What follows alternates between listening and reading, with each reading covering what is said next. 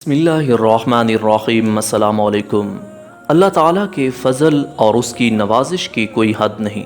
وہ چاہے تو چھوٹے سے چھوٹے آدمی کو منٹوں بلکہ سیکنڈوں میں بڑے سے بڑا آدمی بنا دے، اور ایک مفلس، غریب اور چمڑے کو دباغت کرنے والے کو چاہے تو لمحہ بھر میں صاحب تخت و تاج اور بادشاہ بنا دے۔ ایسے ہی ایک بکریاں چرانے والے آدمی کو اللہ تبارک و تعالی نے لمحہ بھر میں بادشاہ اور صاحب تخت بنا دیا۔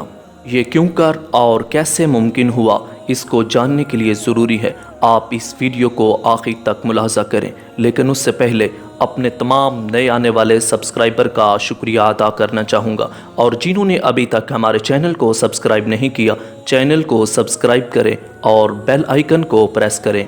ناظرین، بنی اسرائیل کا نظام یوں چلتا تھا کہ ہمیشہ ان لوگوں میں ایک بادشاہ ہوتا تھا جو ملکی نظام چلاتا تھا، اور ایک نبی ہوتا تھا جو نظام شریعت اور دینی امور کی ہدایت و رہنمائی کیا کرتا تھا۔ یوں دستور چلا آتا تھا کہ بادشاہی یہود ابن یعقوب علیہ السلام کے خاندان میں رہتی تھی، اور نبوت لاوی بن یعقوب علیہ السلام کے خاندان کا ترائے امتیاز تھا۔ حضرت شمویل علیہ السلام جب نبوت سے سرفراز کیے گئے تو ان کے زمانے میں کوئی بادشاہ نہیں تھا، تو بنی اسرائیل نے آپ سے درخواست کی، آپ کسی کو ہمارا بادشاہ بنا دیجئے۔ تو آپ نے حکم خداوندی کے مطابق طالوت کو بادشاہ بنا دیا، جو بنی اسرائیل میں سب سے زیادہ طاقتور اور سب سے بڑا عالم تھا، لیکن بہت ہی غریب اور مفلس تھا۔ چمڑا پکا کر یا بکریوں کی چرواہی کر کے زندگی بسر کرتا تھا۔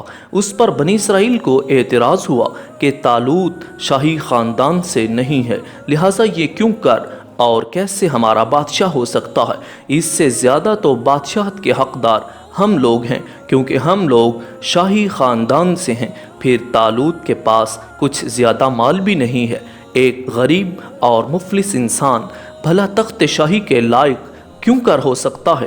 بنی اسرائیل کے ان اعتراضات کا جواب دیتے ہوئے حضرت شمویل علیہ السلام نے تقریر فرمائی کہ اللہ نے تم پر چن لیا ہے ایسے شخص کو جسے علم اور کشادگی عطا فرمائی، اور اللہ اپنا ملک جسے چاہتا ہے دیتا ہے، اور اللہ بڑا وسعت والا ہے۔ اور ان کے نبی نے فرمایا کہ بادشاہی کی نشانی یہ ہوگی کہ اس کے پاس ایک تابوت آئے گا جس میں اللہ تبارک و تعالی نے تمہارے دلوں کا چین رکھا ہے۔ تھوڑی ہی دیر کے بعد 4 فرشتے صندوق لے کر آ گئے اور صندوق کو حضرت شمویل علیہ السلام کے پاس رکھ دیا۔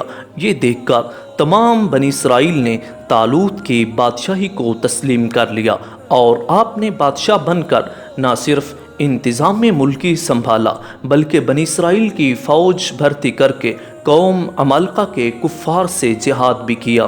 اللہ تبارک و تعالی نے طالوت کی بادشاہی کا ذکر اپنی لاریب کتاب قرآن میں پارہ نمبر 2 سورہ بقرہ میں بیان فرمایا ہے۔ اس سارے واقعے سے ایک اہم بات جو ہم کو درس اور سیکھنے کے طور پر ملتی ہے کہ اللہ تعالیٰ کے فضل اور اس کی نوازش کی کوئی حد نہیں۔ وہ چاہے تو چھوٹے سے چھوٹے آدمی کو منٹوں میں بڑے سے بڑا آدمی بنا دے۔